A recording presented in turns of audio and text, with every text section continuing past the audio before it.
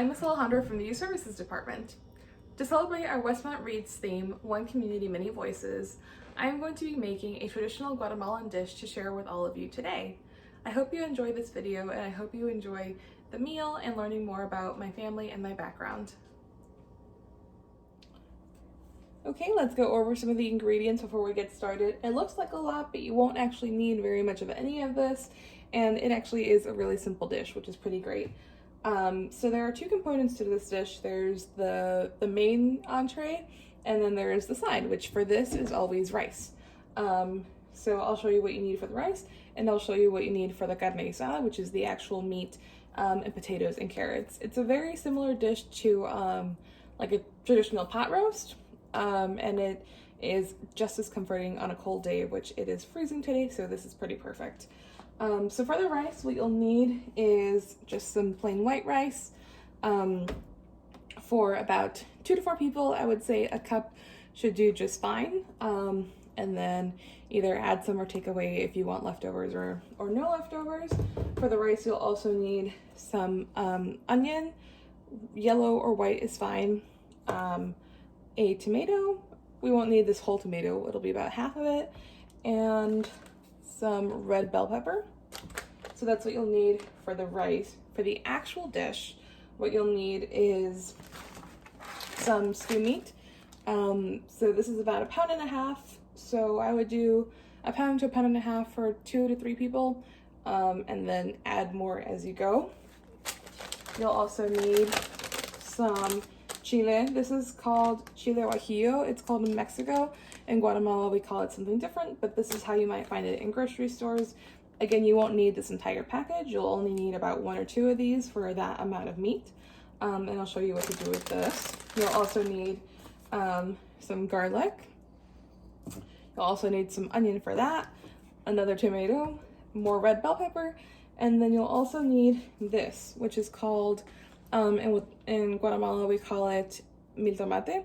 In Mexico, they call it tomatillo, which is how you might find it in grocery stores as well. And then once you peel it, you see the little tomato hiding behind the peel. So you'll need about 1 to 2 of those, again, depending on how much meat you have. You'll also need some carrots and some potatoes. And then some seasonings. So for the seasonings, very simple. All we're doing is pepper, salt, and this is called consomme de pollo in Spanish, which is just chicken consomme. Growing up, my mom used this in every single meal and almost every single dish, and it does add something really delicious. This is also one specifically that I know that they used to find in Guatemala, and now thankfully they sell it here. So it goes in every single meal that I make that is Guatemalan, and it adds just a nice little something. And then for your side, once everything is together, it's always traditional to eat it with tortillas as well. This is just a dozen tortillas. You can use corn, you can use flour if you'd like. This is just one of my favorite tortillas to use. So this is what I have for after all of this is put together. And then you'll just need some bay leaves and some thyme. And that is it. Again, I know it looks like a lot, but we were not using very much of any of it, and it'll come together very quickly. So what we're gonna do to get started is you're gonna wash about 1 cup of rice. Again, I'm making enough for 2 people with enough for some leftovers. So wash about 1 cup of rice, and you're gonna chop up. This tomato is very large. So if you have a very small tomato, you're gonna wanna use the whole thing. If you have a very large tomato, like me, you might only use half of this. So I'm going to cut this in half and then cut off about, since there are 3 little slivers, about a sliver or so of green bell pepper, red bell pepper, I'm sorry, and just a little bit of onion, maybe 1 or 2 slices down the top, and then just cut that into squares. You're gonna cut all of this into squares, and what we're gonna do is we're gonna get the rice ready. So I'm gonna chop all this up, wash the rice, and I'll show you what to do at the next step. Okay, we are back. I have a pot with some olive oil heating over medium to low heat, and I chopped up our tomato, our red bell pepper, and some onion. So now this is going to go in here once it's warmed up a little bit. And again, this is going to be for the rice. So just stick that in there.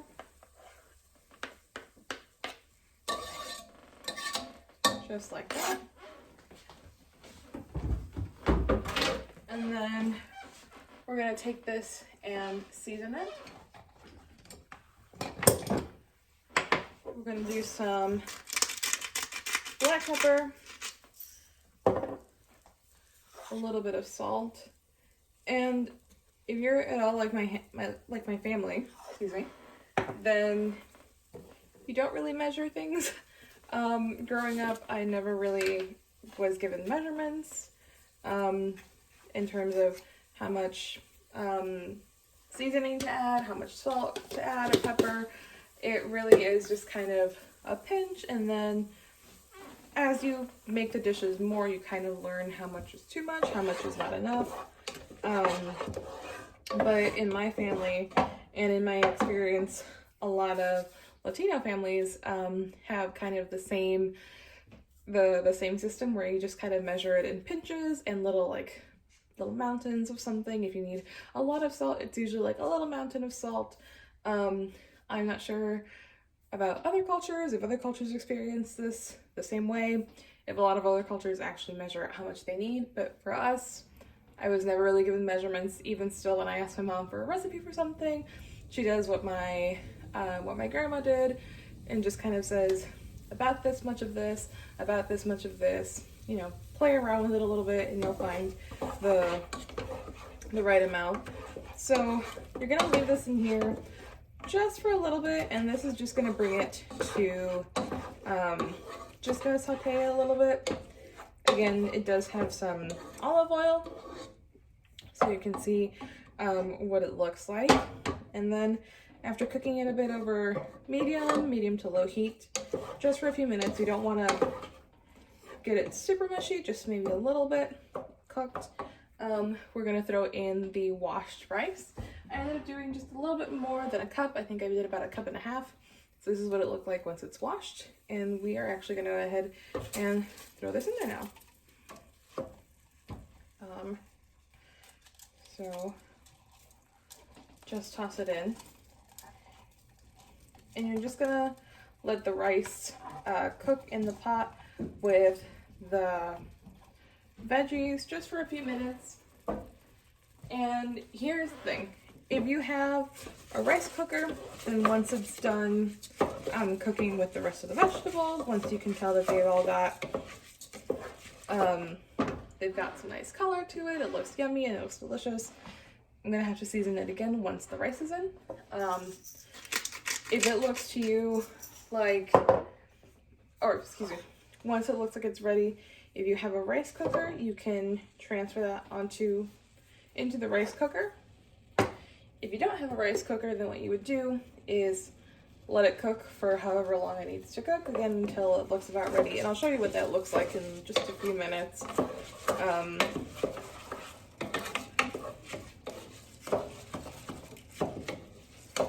Then what you're gonna do is you're gonna take about as much water as you have rice.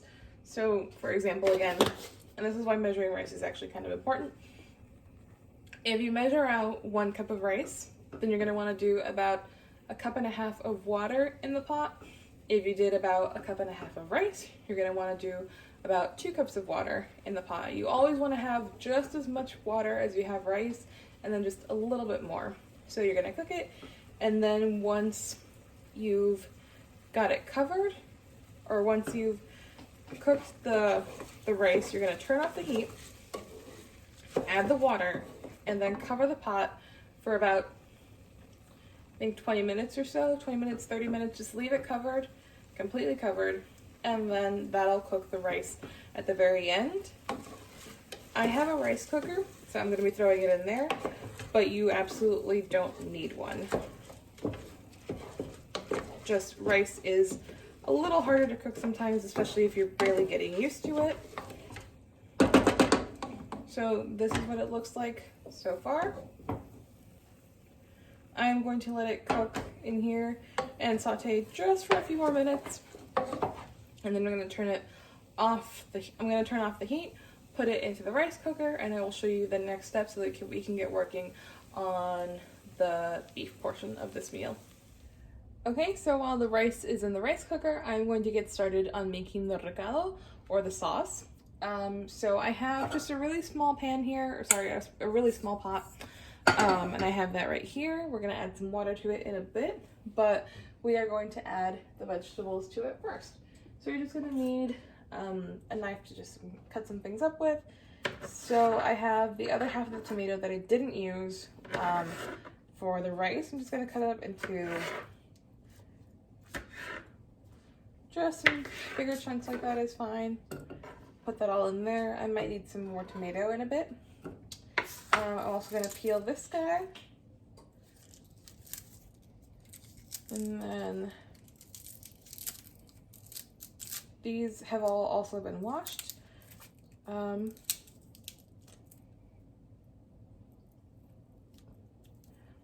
get that right there.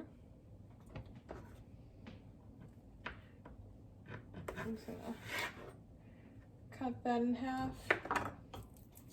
You're gonna add some garlic as well. I would say add about 2 cloves of garlic or so.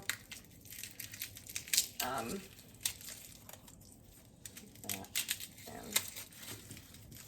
that.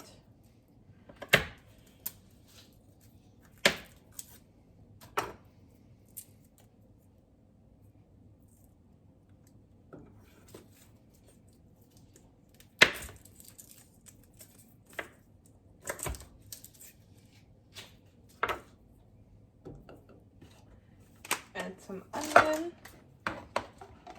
So this is how much I have left in there. I think I'm going to add about half or so.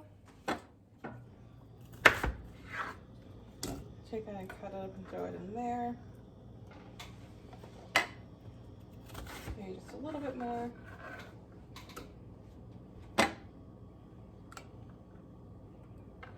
Okay. And the reason we're not worrying about chopping this up super well, just some big-ish pieces, is because we are going to throw it in a blender, which will help a lot. So now we're going to take the chile, and these are dried. So for a batch this size, for that much meat and for that much rice, we're going to do at least 2, possibly 3 of these. So what you're going to do is, you see here at the top, it has this little, I'm not really even sure what you would call it, but this little piece. You're going to cut that off. And then you're going to put your knife inside very carefully and kind of run it along the edges right there.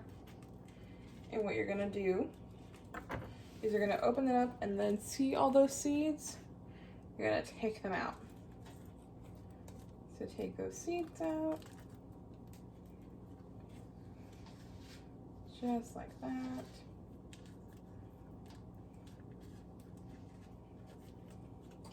You leave a couple in, that's okay. But make sure you get as much of them out as you can and then throw that in there. You can also just, if it's too big, you can rip it up and put that in there. And then I'm gonna do the same to this one.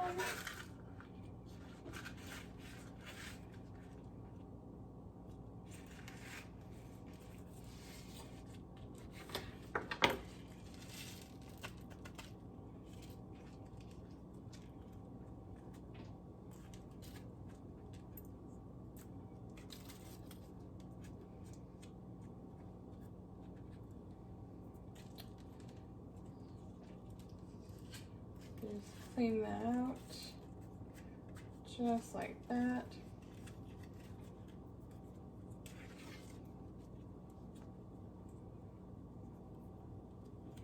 Okay, that's pretty good.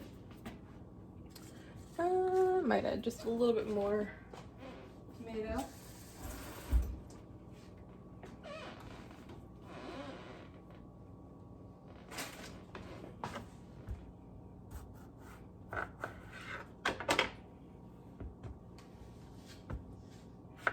And Again, part of the problem with this is that you are literally just eyeballing it. I have never had an actual recipe for this with actual measurements. This is just eyeballing it to see what it looks like. So you can see here we've got 1 whole tomato, 1 whole mini tomate, 2 of these. You can add some more if you want. 2 is fine for me because these are actually pretty big. About 3/4 of half of an onion and 2 cloves of garlic. So to this, I'm gonna add some water.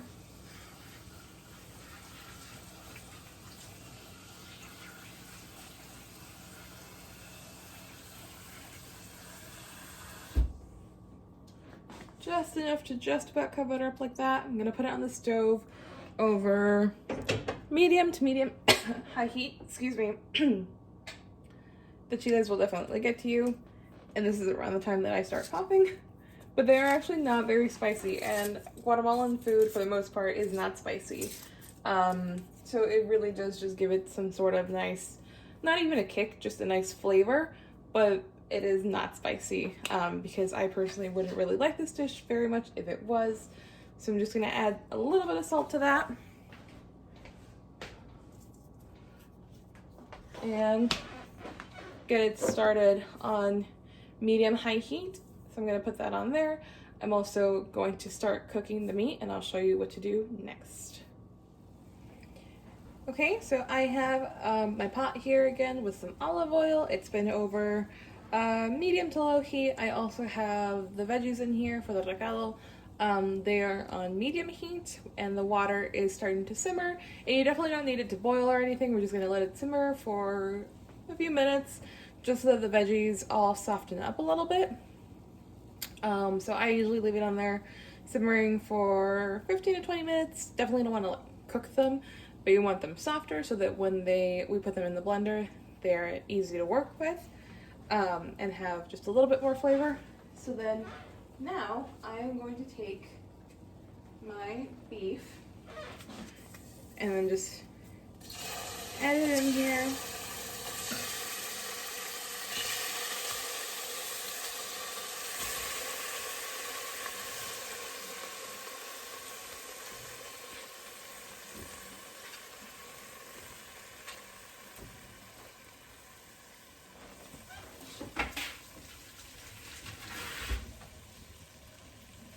Then, now that we've got that, try to move it around a little bit, and then of course we are going to season it. You can put this over medium-low heat or medium heat, should be fine as well. So I'm going to season it with salt and pepper and seasoning. Again, just take a nice amount of salt, not too much. But we do have some relatively big chunks of meat. Take the seasoning, do that as well.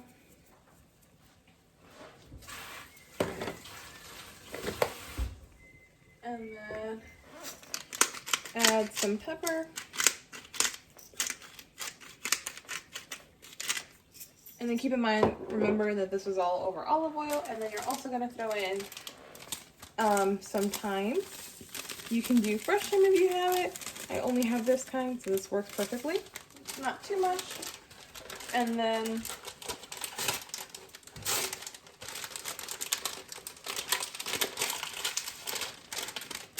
we're also going to throw in just a couple of these bay leaves.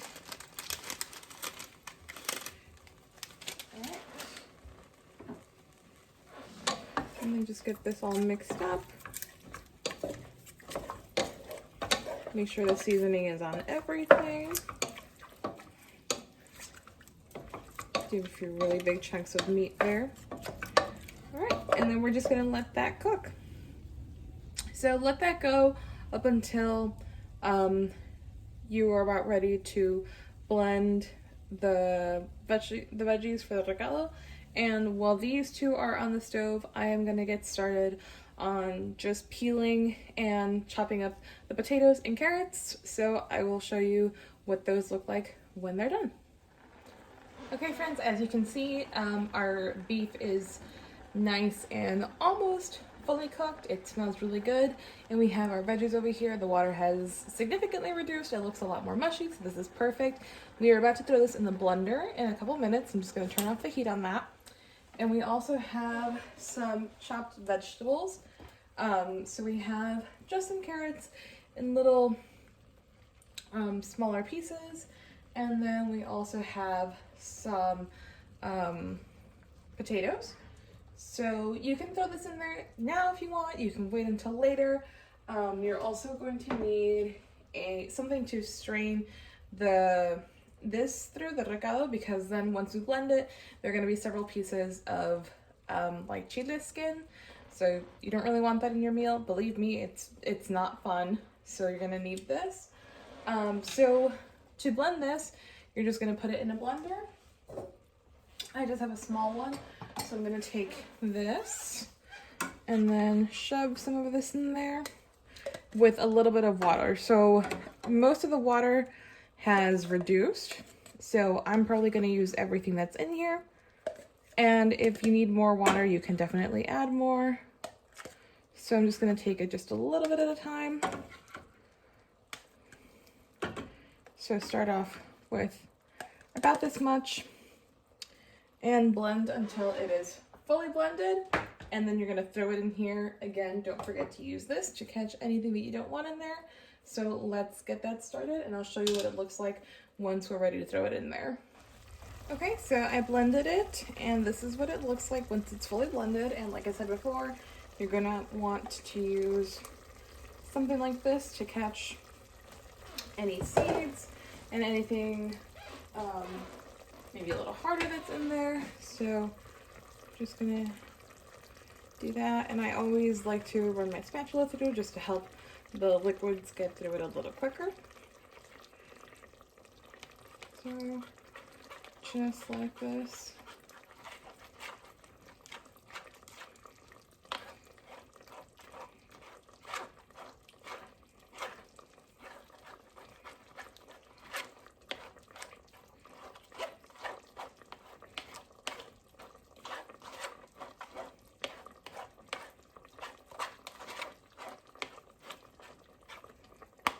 Okay, and you can see how much was caught in there.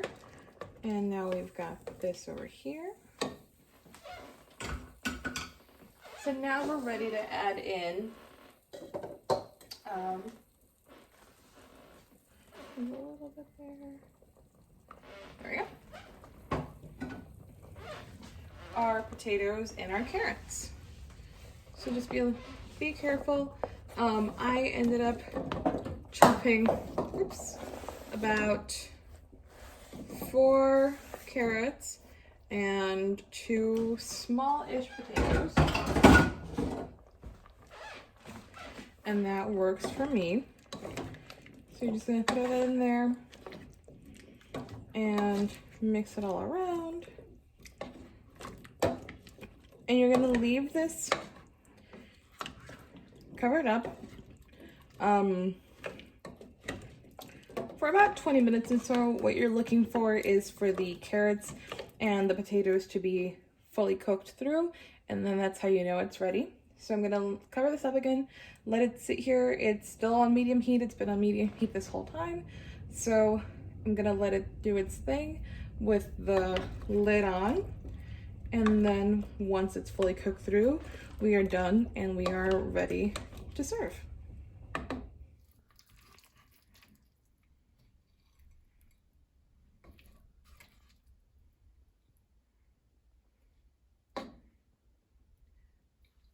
Okay friends, and this is carne guisada with a side of rice.